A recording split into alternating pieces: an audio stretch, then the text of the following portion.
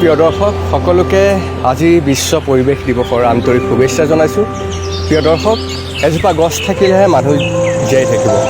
সেই উদ্দেশ্য সেৱিত কৰি আমি প্ৰত্যেকজন দৰ্শকক পুনৰবাৰ স্বাগতম জনাই অনুৰোধ জনাইছোঁ যে তেওঁলোকে তেওঁলোকৰ জন্মদিনত অন্ততঃ এজোপাকৈ গছ পুলি ৰুৱক, কিয়নো গছেই আমাক অক্সিজেন দি আছে আৰু গছ থাকিলেহে মানৱ জাতি জীয়াই থাকিব। আৰু বৰ্তমান সময়ত আমি উপস্থিত আছোঁ কামৰূপ জিলাৰ এটা বাংফৰ যিটো এৰিয়া, সেই বাংফৰ এৰিয়াৰ ৩৭ নং ৰাষ্ট্ৰীয় ঘাইপথৰ কাষতে লাগি আছে।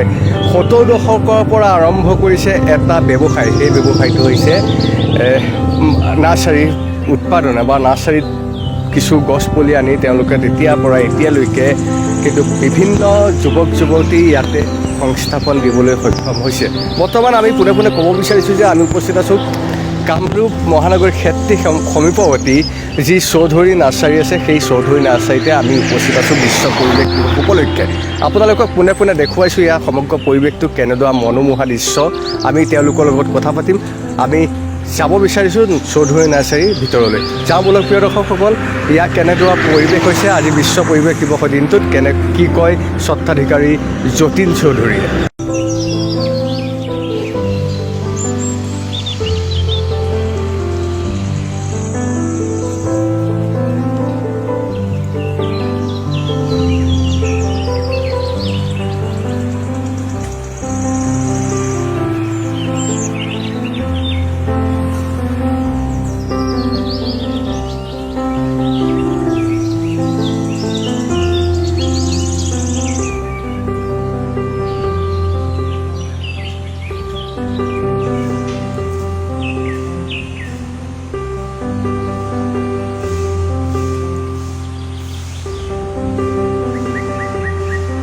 ইতিমধ্যে আপোনালোকে সমগ্ৰ যি ফুলে জাতিষ্কাৰ হৈ আছে চৌধুৰী নাৰ্চাৰী, এটা পৰিৱেশটো আপোনালোকে দেখিলে। এই বৰ্তমান আমাৰ লগত উপস্থিত আছে এই চৌধুৰী নাৰ্চাৰীখনৰ লগত যি জড়িত হৈ আছে। পূৰ্বতে উল্লেখ কৰিছোঁ যে ৭০ দশকৰ পৰা জড়িত হৈ আছে এই যিজন ব্যক্তি। আজি তেখেতৰ নাম ক'লে হয়তো বহুতে চিনি পায়। আজি অসমৰ বিভিন্ন ঠাইত তেখেতৰ নাম আছে। আমি যদি কওঁ ৩৭ নং ৰাষ্ট্ৰীয় ঘাইপথ ক্ষেত্ৰী পাৰ হৈ যোৱাৰ পিছত বা গুৱাহাটী মহানগৰৰ পৰা উজনি নামনি যি সংযোগ ৩৭ নং ৰাষ্ট্ৰীয় ঘাইপথ আছে, ক্ষেত্ৰী পাৰ হোৱাৰ পিছতে এখন চৌধুৰী ৰেচিডেঞ্চি আছে। সেই ৰেচিডেঞ্চিখনৰ স্বত্বাধিকাৰী লগতে চৌধুৰী যি নাৰ্চাৰী আছে তাৰো স্বত্বাধিকাৰী আমাৰ লগত উপস্থিত আছে আমি যতীন চৌধুৰীয়ে। তেখেতকো আমি এই অনুষ্ঠানলৈ স্বাগত জনাম। কিন্তু আমি যদি দেখাওঁ ইয়াতে চাওক কেনেদৰে লোকসকলে কামত ব্যস্ত হৈ আছে আজি বিশ্ব পৰিৱেশ দিৱসৰ দিনটোতো। দাদা, প্ৰথমতে আমাৰ নৰ্থ ইষ্ট 365 তৰফৰ পৰা আপোনাৰ বিশ্ব পৰিৱেশ দিৱসৰ ওলগ জনাইছোঁ চবলৈকে, আৰু লগতে আমি স্বাগতম জনাইছোঁ আমাৰ নৰ্থ ইষ্ট 365লৈ। Thank you. মই চবলৈকে জনাইছোঁ আজি বিশ্ব পৰিৱেশ দিৱস। দাদাৰ প্ৰথমতে আপোনাৰ আমি জনাবলৈ পাই খুব সুখী যে আজি ৭০ দশকতে আপুনি সৰুকৈ হ'লেও আৰম্ভ কৰি আজি 2021 বিংশতম শতিকাটো আপুনি এনেদৰেই কিন্তু প্ৰকৃতিৰ লগত জড়িত হৈ আছে। কি ক'ব, কেনেদৰে ইয়াৰ লগত জড়িত হৈ পৰিলে? একচুৱেলি মোৰ দেউতাই খুলিছিলে, তাৰপিছতো মই চলাই আছোঁ। কিন্তু ৰিচিভ বেয়া নহয়, বঢ়িয়া, ভাল। এতিয়া লকডাউনৰ কাৰণে 2 বছৰৰ পৰা অলপমান ডাউন হৈ আছে। মই সেই কথা পাতিম। আমি যদি গৈ থাকোঁ একাডেমি খোজকাঢ়ি যদি গৈ থাকোঁ কথা পাতি পাতি আমি সমগ্ৰ পৰিৱেশটো আমাৰ দৰ্শকসকলক দেখাব পাৰিম, যিহেতু ইয়াতে এটা সৰু পুলিৰ পৰা যেতিয়া প্ৰাপ্তবয়স্ক বৃক্ষলৈকে চোৱা চিতা দায়িত্ব কিন্তু প্ৰতিজন নাগৰিকৰ, প্ৰতিজন যিজনে এই গছপুলি ৰুৱে তেওঁলোকৰ কিন্তু দায়িত্ব থাকে। আমি দাদা এই চাওক, আপুনি গুৱাহাটী মহানগৰী সমীপতে খেতি, তাৰ পাছতেই আপোনাৰ এই চৌধুৰী নাৰ্চাৰী বুলি ক'লে সমগ্ৰ অসমে চিনি পায়। বিশেষকৈ উজনি নামনি যিটো আহি আছে পথ, সেই উজনি নামনি সংযোগী পথটোৰ কাষতেই আপোনাৰ আছে।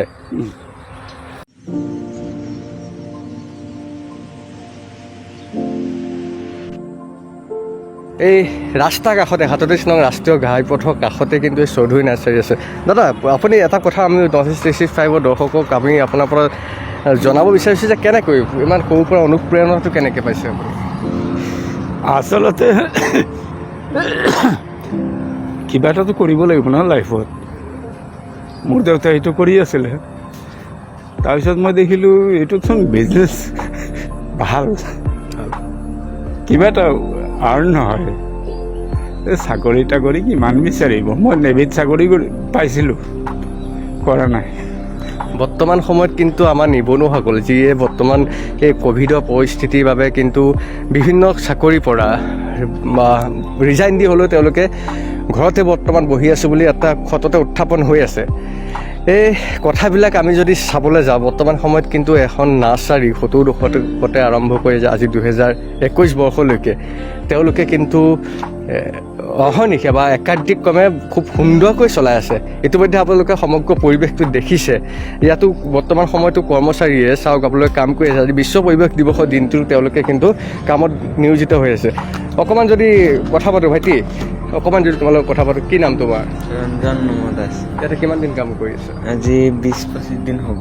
20-25 দিন। কি কাম কৰে ইয়াতে? ইয়াতে গাছ পুলি আনি দিব লাগিব, ইয়াতে ৰুব সিহঁতে এইবিলাকে। প্ৰকৃতিৰ লগত একাত্মক হৈ আছা তোমালোকে, প্ৰকৃতিৰ লগত জড়িত হৈছে, কেনে অনুভৱ? মানে গছ লতাৰ লগতে দিনটো কাম কৰি আছা তোমালোকে। যিজোপা গছ ৰুইছা সেই গছজোপাই কিমান হাজাৰ অক্সিজেন দি আমাৰ জীৱকুলক ৰক্ষা কৰিছে। তোমাৰ অনুভৱ মানে তুমি কেনে ভাল পাইছা নে বেয়া পাইছা কামটো কৰি? ভাল পাইছোঁ। ভাল পাইছা। আমাৰ লগত যদি সম্ভৱ হয় আৰু ইয়াতে কৰ্মচাৰী আছে, এতিয়া আপোনালোকক পোনে পোনে দেখাব বিচাৰিছোঁ যে বৰ্তমান সময়তো পানী দিয়াটো ব্যস্ত হৈ আছে। আমি দাদা ইয়াতে কিমানজন কৰ্মচাৰী আছে বৰ্তমান? মোৰ লগত একচুৱেলি 20জন আছে টোটেল, আৰু 22জন আনস্কিল্ড, 20জন স্কিল্ড, 22জন আনস্কিল্ড। কিন্তু গোটেইখিনি একেলগে নাহে, আৰু এইকেইদিনতো কথাই লকডাউনৰ পৰিপ্ৰেক্ষিতত কিন্তু আপোনালোকে 50% কৰ্মচাৰী হ'লেও ইয়াতে কমাই আমি কৰিছোঁ। আমি এজন ব্যক্তি আছে, আমি কৰ্মচাৰী নিশ্চয় এখেত কৰ্মচাৰী হয়।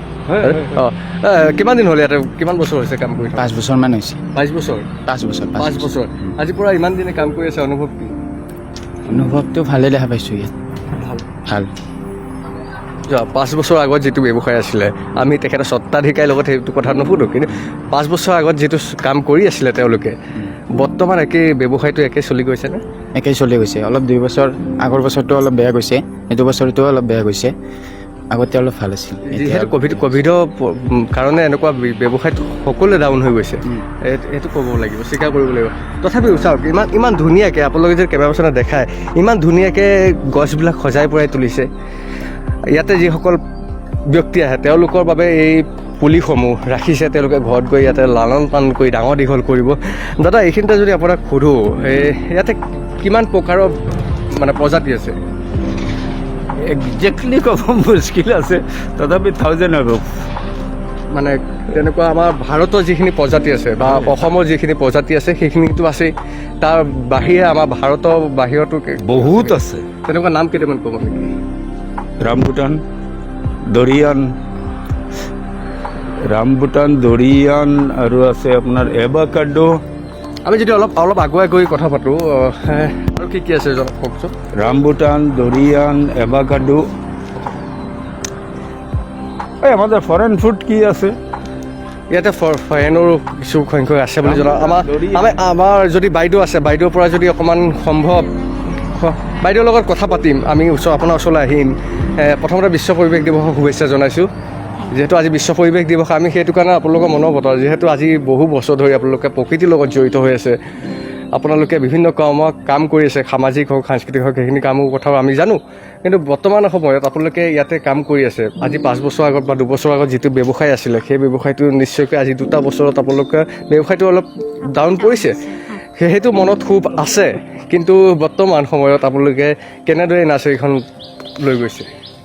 এতিয়া চলাই আছোঁ লাহে ধীৰে, তেনেকুৱাকৈ হওক। এতিয়াতো চলাবই লাগিব, যিহেতু গাছপালা হয় না, এইটোতো এতিয়া মানুহ ৰাখিকে যিমান পাৰিছোঁ আৰু চলাই আছোঁ। কিমানজনমান কৰ্মচাৰী আছে? এতিয়া বৰ্তমানে ল'ৰা 2জনমান আছে আৰু ছোৱালী মানুহ এতিয়া আপোনাৰ 5জন-7জনমান আছে। আমি কেমেৰা পাৰ্চনৰ সমগ্ৰ পৰিৱেশটো দেখাব বিচাৰিছোঁ যে আজি বিশ্ব পৰিৱেশ দিৱসৰ দিনাখনি কিন্তু এই প্ৰকৃতিৰ লগত বা এই পৰিৱেশৰ লগত থাকি কিন্তু মোৰ খুব আনন্দ লাগিছে। আৰু আমি যতপুৰ নাৰ্চিং নৰ্থ ইষ্ট 365 চেষ্টা কৰিছোঁ যে আমি বিশেষকৈ আমাৰ স্কুল বা কলেজসমূহ লগতে যিখিনি ধৰ্মীয় অনুষ্ঠান আছে তাতো আমি গৈ যিমান পাৰোঁ আমি গছ ৰুবলৈ চেষ্টা কৰিছোঁ। কিন্তু এইখিনিতে এটা প্ৰশ্ন আছে, বিশ্ব পৰিৱেশ দিৱসৰ নামত বা বিশ্ব পৰিৱেশ দিৱসৰ দিনাখনি বিভিন্ন NGOয়ে বিভিন্ন স্থানত গছপুলি ৰোপণ কৰে, কিন্তু গছপুলি সেই দিনটোতহে ৰোপণ কৰে যিদিনাখনি বিশ্ব পৰিৱেশ দিৱস হয়। কিন্তু আমাৰ এটা অনুৰোধ জনাইছোঁ যে গছপুলি ৰুলেই নহ'ব, তাক ডাঙৰ দীঘল কৰা, তাক প্ৰতিপালন কৰা সেই দায়িত্ব কিন্তু সকলোৱে বা NGOসকলে যিসকলে গছপুলি ৰুইছে তেওঁলোকলৈও আমি আহ্বান জনাইছোঁ যাতে গছপুলিজোপা আপোনালোকে চোৱা চিতা কৰে। আমি ইয়াতে কেইবাবছৰ দেখাইছোঁ বিভিন্ন ধৰণৰ প্ৰজাতি আছে। ইয়াতে অসমৰ থলুৱা প্ৰজাতিও আছে, ইয়াতে ভাৰতৰো থলুৱা প্ৰজাতিও আছে, আৰু ইয়াতে আমি জানিব পৰা মতে ফৰেনৰো কিছুমান সামগ্ৰী আছে। বাইদেউৰ পৰা যদি জানো ইয়াতে ফৰেনৰ কি নামৰ আছে প্ৰজাতি? এগুলো আপোনাৰ কেকটাছ আছে বাহিৰৰ পৰা অনা, আৰু আপোনাৰ বিভিন্ন ফল আদি আছে, যেমন অ্যাভাকাডো আছে, ডোরিয়ান আছে, আপনার রামবুটান আছে, তারপরে আপনার থাই বলি একটা বগরি হয় এটাও আছে, আৰু আপোনাৰ এটা কি দাদা এইখিনিতে আমি এটা প্ৰশ্ন আপোনাৰ পৰা জানিব বিচাৰিছোঁ। চৌধুৰী নাৰ্চাৰী বুলি ক'লে বিখ্যাত, অসম বিখ্যাত, ৰাজ্য বিখ্যাত, মৰিগাঁও বিখ্যাত, আনকি গুৱাহাটী মহানগৰ বিখ্যাত।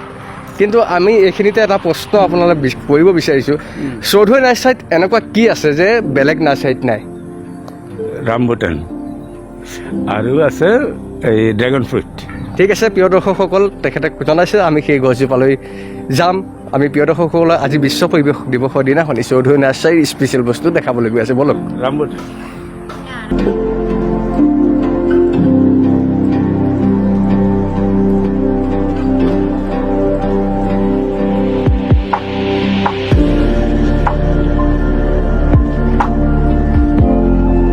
দৰ্শক আমি দেখাব বিচাৰোঁ ড্ৰেগন ফ্ৰুইট। যদি কেমেৰা লেন্সত আমি যদি জুম কৰিব পাৰোঁ, আমি দেখাইছোঁ ড্ৰেগন ফ্ৰুইট। কিন্তু ইয়াৰ বিষয়ে আমি সবিশেষ জনাবলৈ আমি যি চৌধুৰী নাৰ্চাৰী স্বত্বাধিকাৰী আছে বাইদেউ, তেখেতৰ লগতো আমি কথা পাতিম। বাইদেউ এইটো কিমান দিনমান লাগে আপোনাৰ ডাঙৰ হওঁতে? এতিয়াতো জাষ্ট ফলটো আহিছে, এতিয়া আৰু একমাহ পিছতে আপোনাৰ এইটো পূৰা পকি যাব। জুন মাহতো জুলাই মাহতো আমি পাই যাম। মানে সম্পূৰ্ণ হৈ উঠিবলৈ এটা সৰু কলিৰ পৰা 2 মাহ সময় লাগে, 2 থেকে 3 মাহতো লাগেই। ঠিক আছে প্ৰিয় দৰ্শক, আমি বাইদেউৰ পৰা ইয়াৰ বিষয়ে জানিলোঁ আৰু কি হয় বিশেষ আকৰ্ষণ কি হয় চৌধুৰী নাৰ্চাৰী আপোনালোকক জনালোঁ। আমি কেমেৰা পাৰ্চনত কিন্তু অনুৰোধ জনাইছোঁ এই মুহূৰ্তত যদি সমগ্ৰ পৰিৱেশটো ইয়াৰ কেনেদৰে চাওক, এটা নেমুৰ পৰা আমি যদি ইয়াতে আমাৰ থলুৱা আনাৰস, আঙুৰ, ইয়াতে ভোট জলকীয়া, আপোনাৰ কেমেৰা স্ক্ৰীণত আপোনাৰ খন্তেক সময়ৰ পিছত দেখাম। ভোট জলকীয়াও কিন্তু ইয়াতে চৌধুৰী নাৰ্চাৰীয়ে কিন্তু বিশেষ আকৰ্ষণ হিচাপে সমূহ আমাৰ যি ব্যক্তিসকল আছে প্ৰকৃতি ভাল পোৱা বা নাৰ্চাৰীলৈ আহি ভাল পোৱা ব্যক্তিসকলক কিন্তু প্ৰতি মুহূৰ্ততে আকৰ্ষিত কৰি থাকে চৌধুৰী নাৰ্চাৰীয়ে। আমি প্ৰিয় দৰ্শকসকলক দেখাইছোঁ এই মুহূৰ্তৰ কিছু সংখ্যক ভিজুৱেল, এই ভিজুৱেলখিনি চাওক, উপভোগ কৰক। তাৰপিছত আমি স্বত্বাধিকাৰী যতীন চৌধুৰীৰ সৈতে পুনৰ কথা পাতি আছোঁ।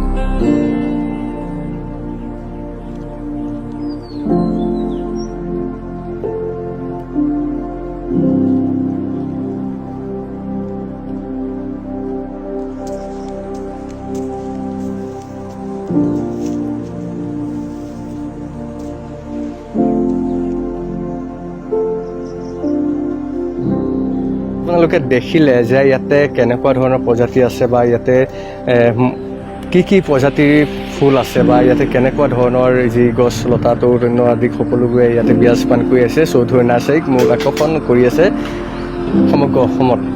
আমাৰ লগত এই আপোনালোকে দেখিছে যে যিগৰাকী কৰ্মচাৰী আছে তেওঁলোকে বৰ্তমান বতৰৰ ফল যি আম আছে সেই আমৰ সোৱাদ ল'বলৈ তেওঁলোক ব্যস্ত আছে। আমাৰ লগত যদি অকণমান বাইদেউক পাওঁ, কোনে ক'ব ইয়াতে কৰ্মচাৰী এগৰাকী লাগে? বাইদেউ অকণমান আমি প্ৰথমতে বিশ্ব পৰিৱেশ দিৱস আপোনাক শুভেচ্ছা জনাইছোঁ। বাইদেউ ইয়াতে কাম কৰি থকা কিমান দিন হ'ল আপোনাৰ? কাম কৰা মানে আমি হেৰি 2 বছৰ হ'ল দে ভাইটি মোৰ। 2 বছৰ হৈছে। 2 বছৰ আছে। এই বাইদেউজনী বৰ বছৰ হৈ গ'ল, 12 বছৰ 13 বছৰ হ'ল নেকি। আমি তেখেতৰ লগতো কথা পাতিম, কিন্তু বাইদেউ চাওক আপোনালোকে খুব ধুনীয়া কাম কৰিছে ইয়াতে। অকণমান কষ্ট হয় এই দিনটো, ঘৰখন এৰি থৈ আহে, ল'ৰা ছোৱালীক এৰি থৈ আহে, আপোনালোকে সেই কষ্টখিনি অনুভৱ হয়। কিন্তু আপোনালোকে যে প্ৰকৃতিৰ লগতে যে বা গছ জীয়াই ৰাখিবলৈ আপোনালোকে যে যৎপৰোনাস্তিক চেষ্টা কৰিছে, কিন্তু সেইটো কামো আপোনালোকক কিন্তু খুব সহজলভ্য নহয় বা সহজতে বহু ব্যক্তিয়ে কৰিব নোৱাৰে। কেনেকুৱা লাগে ইয়াতে কাম কৰি আপোনাৰ? কাম কৰি ভালে লাগে। চাওক ইয়াত কাম কৰা আৰু এটা প্ৰশ্ন আপোনালৈ আমি জানিব বিচাৰিছোঁ যে কাম কৰা বিনিময়ত আপুনি আৰ্থিক কিবা এটা পায়। আমি সেই কিমান পায় সেই কথাটো নুসুধো, কিন্তু আপোনালোকে সেই পইচাৰে পৰিয়ালটোক পোহপাল দিব পৰা হয়নে? পাৰা হৈ যায়। এনেকৈ আমি দিনত হাজিৰা কৰোঁ, ঘৰত এনেকৈ চলাং। এতিয়া চৌধুৰী ঘৰৰ পৰাই কাম কৰি আহোঁ আমি। এতিয়া 5টা বজাত ঘৰত যাব লাগিব, এতিয়া ঘৰত কাম কৰিব লাগিব। এতিয়া যাইকে ভাত আঞ্জা বনাব লাগিব, চনা পহা খুৱাব লাগিব, সেইটোৱে আৰু আমাৰ। নিশ্চয় নিশ্চয়। বাইদেউ কি ক'ব? আজি 12 বছৰ আপুনি কাম কৰি আছে। কি 12 বছৰ কাম কৰি আছে, কেনেকুৱা অনুভৱ? 12টা বছৰ খুব সামান্য বছৰো নহয়। ঠিক আছে বাইদেউহঁতে অকণমান লাজ কৰিছে, কিন্তু আমি কিছু ভিজুৱেল দেখাব পিছত ইয়াত কিছু ভিজুৱেল দেখুৱাম। তাৰ পিছতে আপোনালোকৰ যিগৰাকী আমাৰ স্বত্বাধিকাৰী আছে তেখেতৰ লগত আমি কথা পাতিম আৰু এই অনুষ্ঠানৰ পৰা আমি বিদায় মাগিম। আপোনালোকে ইয়াতে কৰ্মচাৰী যিসকল আছিলে তেওঁলোকৰ লগত যি আমাৰ কথোপকথন আছিল তাক আপোনালোকে দেখিলে। আমি বৰ্তমান ক'ব বিচাৰিছোঁ যে এই যি যতীন চৌধুৰী এজন সফল ব্যৱসায়ী অসমৰ। আমি যতীন চৌধুৰীৰ কথা ক'ম, কিন্তু আমি এখন হোটেল দেখিছোঁ। আমি কামাখ্যাখনত যদি সম্ভৱ হয় সেই হোটেলখনত সমগ্ৰ পৰিৱেশটো দেখাব যে এজন অসমীয়া সফল ব্যৱসায়ী আঁৰত কি থাকিব পাৰে। তাকো তেওঁলোক পৰা আমি খন্তেক সময় বিচাৰিম, বহু ব্যস্ততাৰ মাজতে খন্তেক সময় বিচাৰিম, তেওঁ যাতে আমাক গোটেই কথাখিনি কয়। কিন্তু আমি দেখাব বিচাৰিছোঁ যে যি 37 নং ৰাষ্ট্ৰীয় ঘাইপথ আছে, সেই 37 নং ৰাষ্ট্ৰীয় ঘাইপথৰ কাষতে লাগি আছে Chowdhury residency hotel and restaurant. আমাৰ যদি কেমেৰা পাৰ্চন সম্ভৱ হয় অকণমান যদি জুম কৰি দিয়ে তেওঁ দেখিব আপোনালোকে যে 37 নং ৰাষ্ট্ৰীয় ঘাইপথৰ কাষতেই এই হোটেলখন আছে। আপোনালোকে যদি গুৱাহাটীৰ পৰা খেত্ৰী পাৰ হৈ আহে, খেত্ৰী পাৰ হৈ আপোনালোকে 37 নং ৰাষ্ট্ৰীয় ঘাইপথৰতেই দেখিব এই হোটেল ৰেচিডেঞ্চি। প্ৰিয় দৰ্শক, আমি যাব বিচাৰিছোঁ এতিয়া যতীন চৌধুৰীৰ কাষলৈ আৰু তেখেতৰ পৰিবাৰো আমাৰ লগত আছে।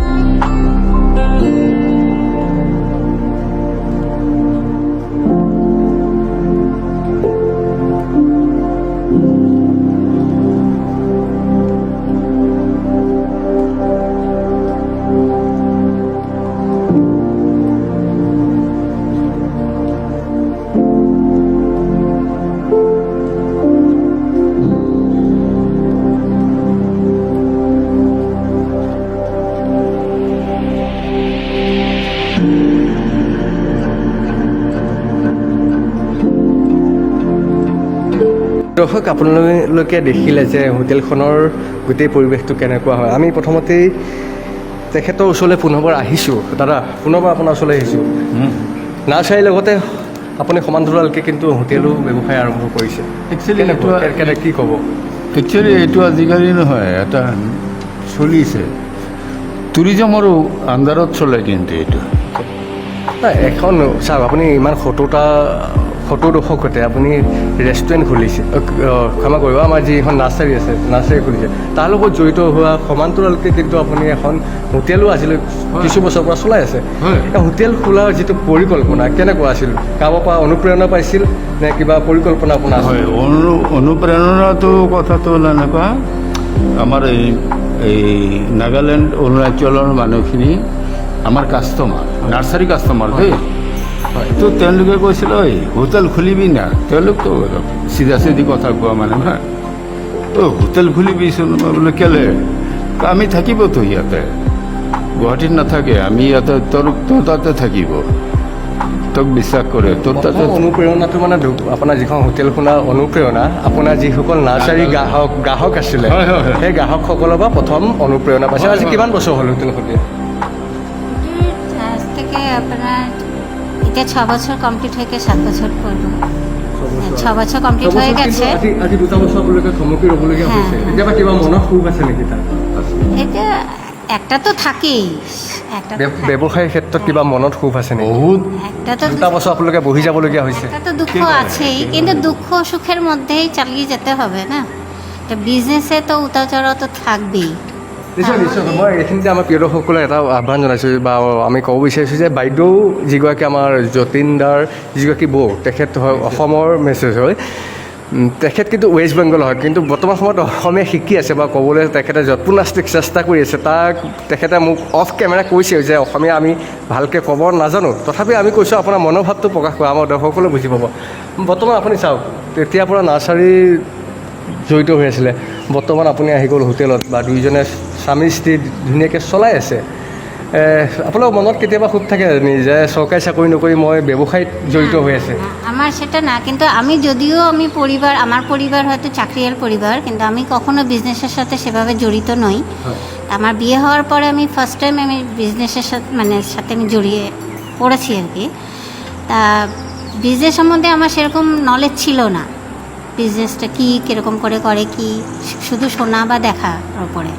কিন্তু এখন যেহেতু আমি আমার হাজব্যান্ডের সঙ্গে যখন আমি জড়িয়ে গেছি, এখন মোটামুটি আমার মানে ভালো লাগছে করে, ভালো লাগছে করে আমার, আমি ভালো, আমার বেশ। দাদা দিনটো ব্যস্ত হৈ থাকে, ইয়াতে বিভিন্ন কৰ্মচাৰী আছে, ইয়াতে বিভিন্ন হোটেলখনত গ্ৰাহক আহে, কেনেদৰে গোটেই দিনটো ইমান কষ্ট, কেনেদৰে ইমানখিনি মেইনটেনেন্স কৰে আপোনালোকে? একটু হয়, কষ্ট হয়, কিন্তু একজনের উপরে সম্পূর্ণটা ছেড়ে দেওয়াটাও তো ঠিক নয়। সেই জন্য ওকে জাস্ট আমি ওকে জাস্ট সাপোর্ট করি, যে ওই সবটা করে, সম্পূর্ণ ম্যানেজমেন্ট সব কিছুই, এটা দেখাশোনা সবটা ওই করে, কিন্তু আমি জাস্ট সাপোর্ট দিয়ে রেখেছি আর কি, সাপোর্ট দিই। নিশ্চয় নিশ্চয়। আমি খুব কম সময়ৰ ভিতৰতে অনুষ্ঠান সামৰিব লাগিব, কিন্তু আমি দাদাৰ পৰা এটা কথা জানিব বিচাৰিছোঁ। তেখেতে আমাক পূৰ্বতে উল্লেখ কৰিছে যে তেখেতে এটা চৰকাৰী চাকৰি, নেভিটো চাকৰি পাইছিল, কিন্তু চৰকাৰী চাকৰি নকৰি বৰ্তমান কিন্তু ব্যৱসায়ীৰ লগত জড়িত হৈ খুব ধুনীয়াকৈ তেখেতে চলাই নিছে এটা পৰিয়াল, খুব ধুনীয়াকৈ তেখেতে বহুকেইটা পৰিয়ালক সংস্থাপন দিবলৈ ইয়াতে তেখেতে যৎপৰোনাস্তিক চেষ্টা কৰিছে। দাদা মনত কেতিয়াবা খুব থাকে, চৰকাৰী চাকৰি এৰি থৈ আহিলে বৰ্তমান ব্যৱসায়ীৰ লগত জড়িত হৈ পৰিছে? নেভিৰ নিশ্চয়। ড্ৰেছটো দেখিলে বেয়া লাগে, কেতিয়াবা মনত অকণমান দুখ লাগে। নিশ্চয়। কিন্তু হয়। মই এৰি আহিছোঁ, আপুনি বিশ্বাস নকৰিব, এই মোক জাহাজৰ পৰা পেলাই দিছিলে, ট্ৰেইনিঙত গৈছিলোঁ আমি, মানে আমি ট্ৰেইনিং পাই গৈছিলোঁ, মানে ট্ৰেইনিং পাছ কৰিলে চাকৰি হ'ল, হয়। তাত মোক জাহাজৰ পৰা পেলাই দিছে, তলৰ পৰা চাওঁ নীলা, একো নেদেখি। এতিয়া মানে প্ৰকৃতিৰ মাজতে আহি পেলাই মানে আৰু তেতিয়া এইটো পানীৰ তলত আৰু একো নেদেখি। নিশ্চয় নিশ্চয়। প্ৰকৃতিৰ মাজে আসাৰ পৰে ওটাৰ সেই কথাখিনি আমি দৰ্শকসকলক পৰৱৰ্তী সময়ত জনাম। এজন সফল ব্যৱসায়ৰ আঁৰত কিছু ঘটনা পৰিঘটনা থাকিব পাৰে, সেই কথাখিনি আমি পাতিম পৰৱৰ্তী প্ৰতিবেদনত। কিন্তু বৰ্তমান আজি যিহেতু বিশ্ব পৰিৱেশ দিৱস, মই আপোনালোকৰ নাৰ্চাৰী দেখালোঁ বা এজন নাৰ্চাৰী ব্যৱসায়ীয়ে কিমান সফলতা দেখি আগুৱাই যাব পাৰে সেইখিনি কথা পাতিলোঁ। কিন্তু বৰ্তমান সময়ত দাদা আমাৰ অসমত, বিশেষকৈ মই অসমৰ কথাই কৈছোঁ, যে বহু লোকে চাকৰি নাপায়, আত্মহত্যাৰ নিচিনা পথো বাছি লৈছে বহুত যুৱকে। কিন্তু বৰ্তমান সময়তো নিবনুৱা সংখ্যা বহুত বাঢ়ি গৈছে। আপোনাৰ ফালৰ পৰা সেই নিবনুৱা ব্যক্তিসকলক বা যুৱকসকলক কিবা অনুৰোধ থাকিব নেকি, যে আপোনালোকে যে এনেকুৱা ব্যৱসায় কৰিলেও সফল হ'ব পাৰি এজন ব্যক্তি? আৰামছে পাৰি 15,000 টকা পায় চাউথ ইণ্ডিয়াত গ'লে। তাততো অসমৰ ল'ৰা লাখ লাখ অসমীয়া। অসমততো বিভিন্ন প্ৰাকৃতিক পৰিৱেশে বা বিৰাজ কৰি আছে বা প্ৰাকৃতিক সম্পদৰ অভাৱ নাই বৰ্তমান। অঁ, ইয়াতে কিন্তু বিভিন্ন ব্যৱসায় কৰিব পৰা স্থল আছে। আৰামছে কি ক'ব আমাৰ যুৱচামক কি ক'ব? চব্জি খেতি কৰিব দিয়ক নহয়, চব্জি খেতি তামাম হ'ব। কেতিয়াবা এই ফাৰ্টাইল। নিশ্চয় নিশ্চয় আপোনাৰ কথাটো বুজি পাইছোঁ। কেতিয়াবা এই গোটেই আজি 70 দশকৰ পৰা ইমান দিন কাম কৰি আছে, কেতিয়াবা মনত কিবা তেনেকুৱা ঘটনা আছে নেকি যে মই থমকি ৰ'বলগীয়া হৈছে? মই ক'ভিড পৰিস্থিতিৰ কথাটো ক'বলৈ যোৱা নাই, এনেকুৱা কেতিয়াবা দিন আহিছে নেকি যে আপুনি থমকি ৰ'বলগীয়া হৈছে ব্যৱসায়ত? থমকি ৰ'ব লগা হৈ আছে যে হয় তাৰমানে এই তৰমুজ খেতিটো দেই, হয় তৰমুজ ৱাটাৰমেলন, হয় হা। তো এইটো যদি আপুনি টাইমত কৰে, এই যে মুছলিমৰ যে হেৰি এটা থাকে নহয়, কি কয়, ঈদৰ ঈদ, হা, তেতিয়া যদি তেওঁলোকে তৰমুজটো ওলাই দিয়ে, হয় তামাম প্ৰফিট।